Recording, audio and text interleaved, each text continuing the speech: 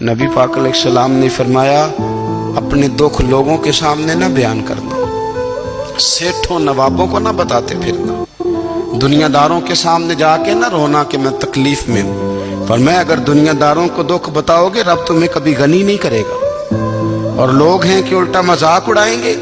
آپ کی جس سے بڑی پکی یاری ہے نا، پکی، وہ تب تک پکی ہے جب تک آپ نے 50,000 مانگا نہیں، اور جس وقت آپ نے کہہ دیا کہ میں مجبور ہوں میری مدد کر، تو پھر ختم ہو گئی دوستی۔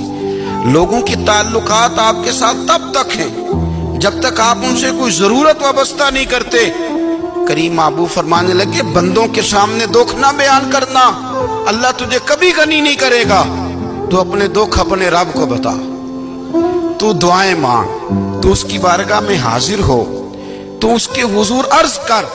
فرمایا اپنے دکھ اپنے رب کو بتا، وہ جلدی کرے یا دیر سے کرے تجھے ساری دنیا سے بے نیاز کر دے گا، تجھے کسی کا محتاج نہیں رہنے دے گا۔ رسول کائنات نے فرمایا، رب کریم فرماتا ہے جب میرا بندہ ہاتھ اٹھاتا ہے نا تو مجھے حیا آتی ہے کہ میں خالی کیسے لوٹا دوں اس کے۔